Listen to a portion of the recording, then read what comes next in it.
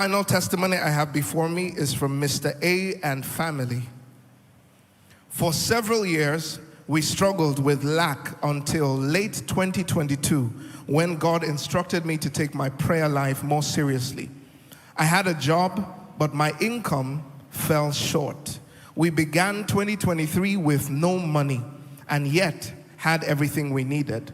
When the need for a car arose, God sent someone to us with a neatly used imported car. Can we celebrate Jesus? It was in the midst of this that my wife applied to do her master's program in the US, and surprisingly, all the payments we needed to make and certain documentation were waived. It was not as though we even had the money anyway. We were just trying, but the school took us seriously and accepted her. We were then required to submit proof of funds amounting to almost 30 million naira. And we didn't even have money for the passports for the four of us. God led us to speak with someone about it. She told her husband, and within 24 hours, his account statement of 32 million naira was sent to us. Can we celebrate Jesus? This is favor at work. He said God told him to do it. The next concern was whether the school and the embassy would accept an account statement that bore someone else's name. But to the glory of God, it was accepted without even asking questions. Can we celebrate Jesus? This is the favor of God at work. We applied for the visa, and we heard we would have to wait 1 year for an appointment. Still, miraculously, we got an interview appointment for that weekend without knowing anyone or pushing any buttons. Can we celebrate the favor of God at work? When we got to the visa interview, the interviewer happened to have studied the same course with my wife and was going to study. So the interview ended being a gist conversation and a gist session, after which we were congratulated. We were the only ones that got visas for the entire family that day. Is someone celebrating Jesus? It says, even though we were the largest family, they were the only family that received visas completely. After the interview, I wondered where the money to travel would come from. Airfare alone amounted to several millions, not to mention rent, upkeep, etc.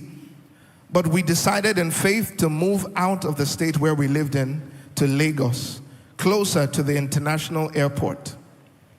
Despite all our concerns, God kept reassuring us from the scriptures at each point. We left Nigeria 3 months later.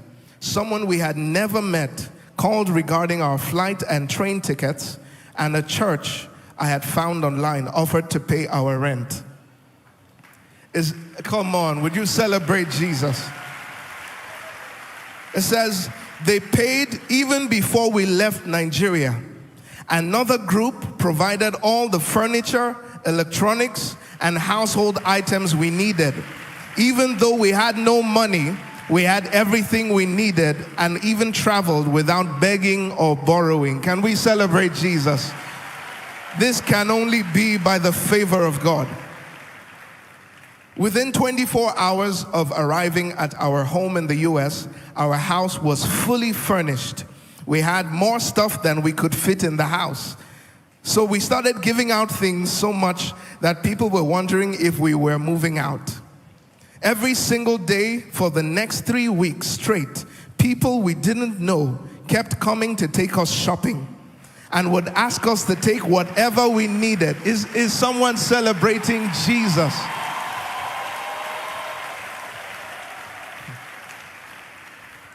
It says clothes, shoes, and even bicycles for every member of the family, even those who couldn't ride. One family has decided to buy our groceries every week for as long as we needed. I got a better job even before I traveled. I got accepted to do my own master's degree.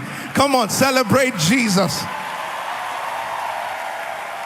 My wife got scholarship.